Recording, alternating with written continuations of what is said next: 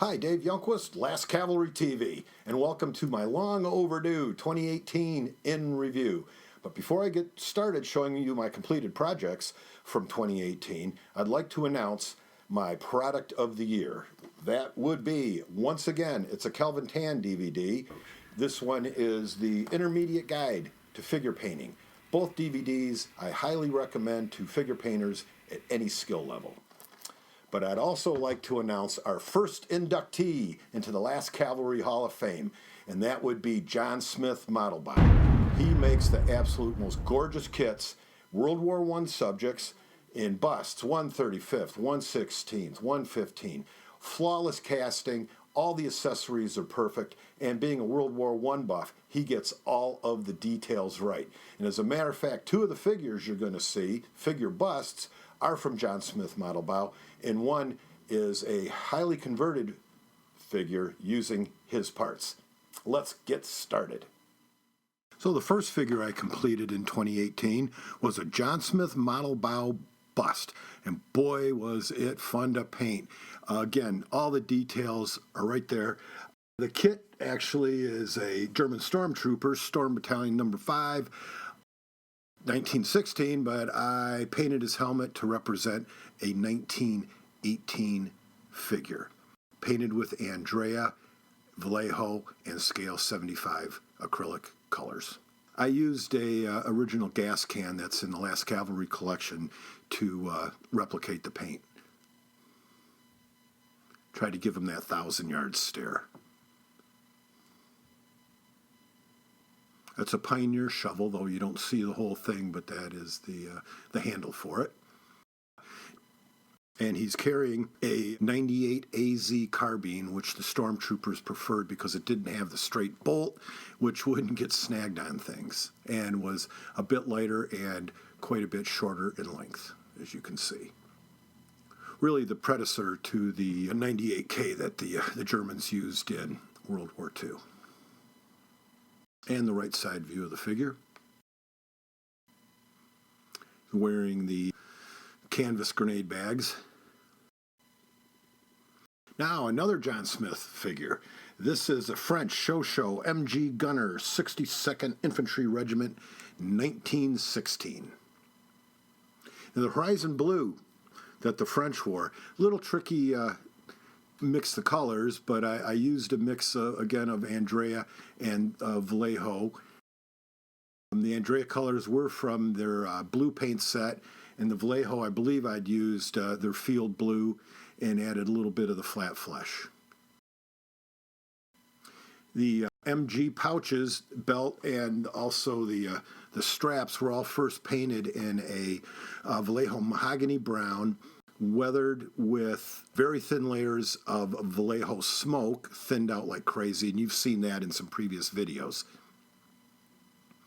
And then going back and highlighting with a bit more of the mahogany brown and some cavalry brown from Vallejo. Again, a really simple figure to put together. Details are spot on and just a lot of fun to paint. Now this figure, like the last one, I should mention, they both come with two heads. I opted for the kepi on this one, but he does also come with a head that is wearing a dented helmet. My most ambitious project of 2018, Hell. This started off at 1/16 scale, Jeff Shue miniatures kit, but I found a number of inaccuracies. So, using John Smith parts, a lot of putty, wire, and sheet plastic, I created this major conversion. The helmet has been replaced.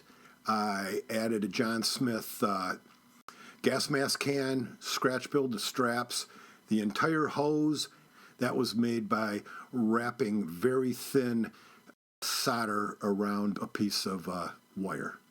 And the flamethrower tube is completely scratch built. I found good references at the Imperial War Museum website because, again, the one that came with the kit was just a fantasy piece, so it has been completely redone. The gas mask filter is new. The straps for the tank itself have been rebuilt. The tank has been super detailed. It was a real challenge, and actually there is a step-by-step on the Last Cavalry Facebook page. You can dig around for that and see how a lot of these parts were actually created. Groundwork made with my usual Vallejo dark paste, backyard dirt and weeds and whatever else was lying around the bench. There's a close-up of the tank, again with, you might be able to notice some of the extra details. All the fittings have been scratch built on the tank. Replaced canteen. I said, and these are all, again, John Smith accessories, or I ended up scratch building them all. So all in all, I was very, very happy with the outcome. It just took a lot of work, but I learned some things, and what the heck, that's what this whole hobby is about, is pushing yourself. And finally, the one we just featured in the last two Last Cavalry videos is completed. So I thought I'd just give you a quick overview of how it turned out. As you know, that was a challenge painting the Splinter camo on video. But it's done and it's in the cabinet. Again, painted with Andrea. Actually, they have a beautiful Splinter paint set, which we had talked about again in the previous videos. And just a close-up of all the equipment. The kit went together beautifully. Andrea always has been one of my very favorite manufacturers. So that was really it for 2018. Like I said, the converted piece took up a huge amount of the year, and I'm looking forward to creating some exciting new pieces for next year. And as always, this has been Dave Youngquist, Last Cavalry TV. See you soon.